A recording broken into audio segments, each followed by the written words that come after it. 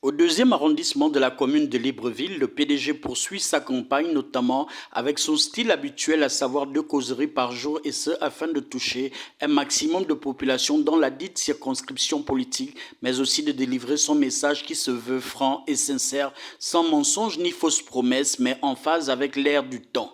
Slogan cher au directoire de ce grand parti de masse, la première étape de ce vendredi 19 septembre est celle d'Aton-Hébert, zone sous l'échangeur de la gare routière. À l'entame de cette rencontre, le directeur de campagne, en la personne de Médard Oyonodzen, qui a souhaité la bienvenue à la délégation et saisi le moment pour présenter les candidats investis par le parti cher à son président fondateur Omar Bongo Ondimba. Contrairement à ce que certains pensaient, que le PDG au niveau du deuxième arrondissement est totalement par terre, la manifestation de l'adhésion massive des populations dans nos rencontres, dans nos causeries de proximité est l'expression, la preuve sinon, de ce que le PDG est toujours vivant. Mais au niveau de notre tête de liste, vous avez vu, Fidèle Alongo est un jeune et qui mène bien les débats avec les populations.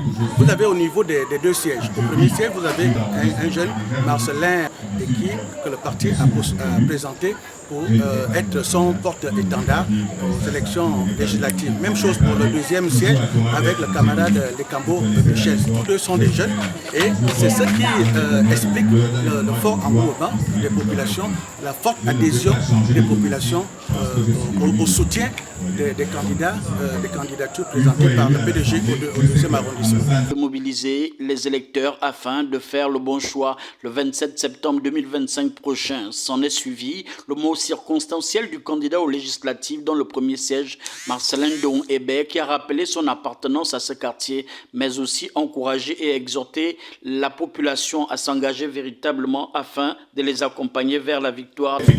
Nous sommes dans l'air du temps. Chers jeunes, vous qui êtes des jeunes, je ne peux pas tomber là où vous êtes. Je ne peux pas. Je joue à domicile, je joue dans mon village, je ne peux pas perdre. Vraiment, avec beaucoup d'humilité, je vous le réitère une 3e fois, je compte sur vous.